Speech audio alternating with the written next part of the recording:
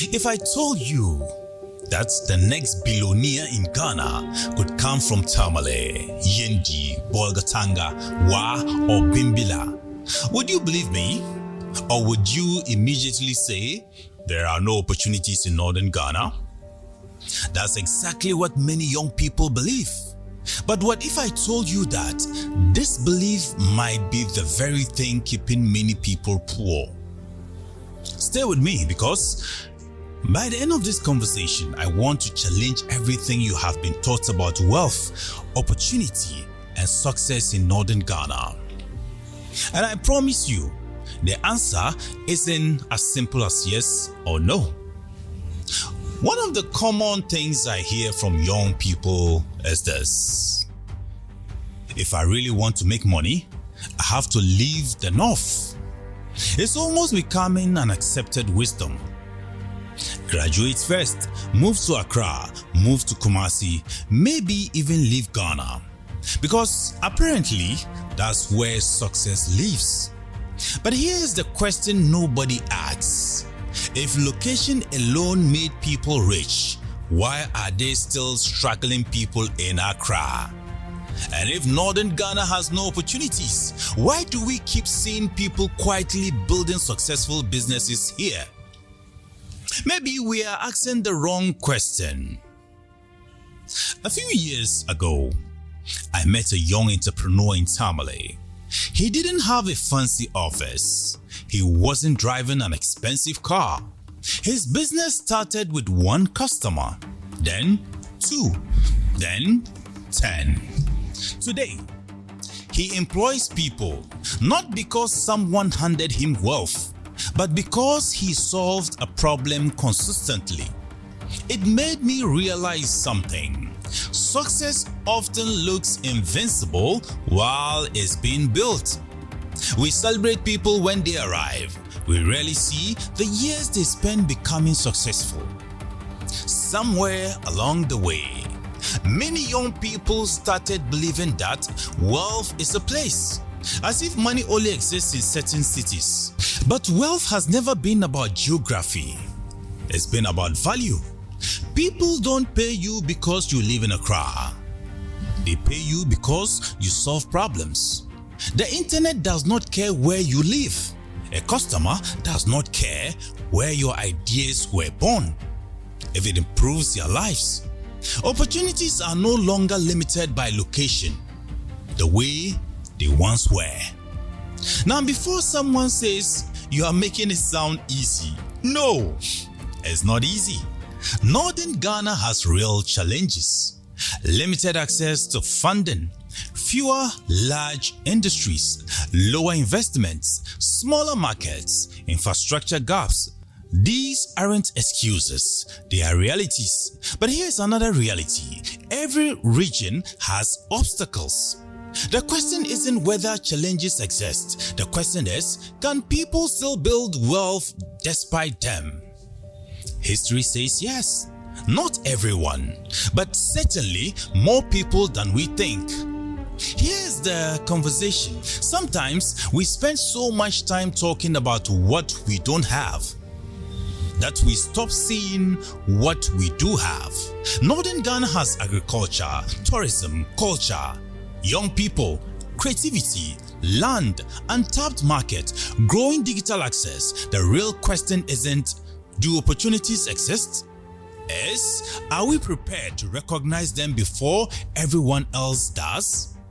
Because opportunity rarely introduces itself wearing a suit. Most times, it arrives disguised as hard work. Now, let's talk about social media. Every day we see luxury cars, beautiful offices, expensive lifestyles. And without realizing it, many young people start believing they are already behind in life. So they compare their chapter 1 to someone else's chapter 20. What they didn't see are the failed businesses, the sleepless nights, the rejected ideas, the sacrifices. Wealth isn't built by appearances, it's built by consistency. If I had to simplify it, I would say wealth in northern Ghana requires 5 things. First, solve a real problem. Second, become exceptionally good at something. Third, be patient enough to grow. Fourth, build relationships, not just contacts. And finally, think beyond your immediate environment. A business in Tamale can serve customers in Accra, in Lagos, in Nairobi, even in London. Technology has changed the rules. The question is whether we have changed our thinking. Here's something that may divide opinions.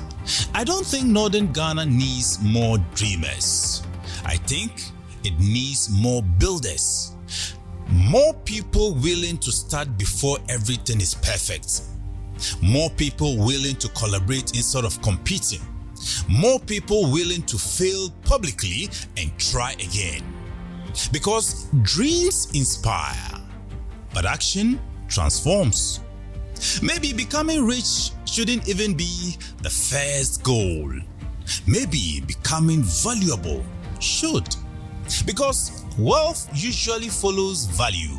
When people trust your work, recommend your service, depend on your skills, that's when income begins to grow. Riches built only for quick recognition often disappears just as quickly. Sustainable wealth is usually built quietly. So, can a young person become rich in Northern Ghana? Yes, but probably not for the reasons social media wants you to believe. Not because there is shortcut, not because success is guaranteed, and certainly not because wishing is enough. A young person can build wealth here by creating value, solving meaningful problems, embracing innovation, and staying consistent over time.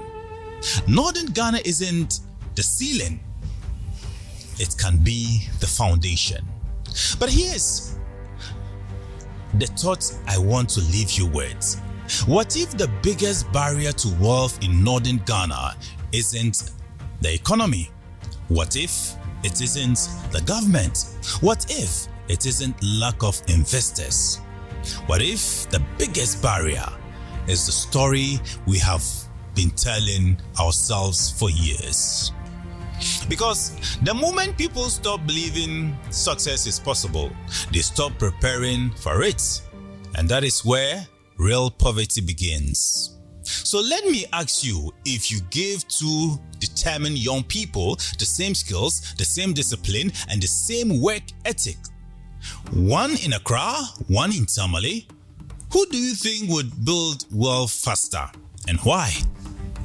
I genuinely want to hear your perspective, because conversations like this don't change Northern Ghana overnight, but they might change the way one young person sees their future.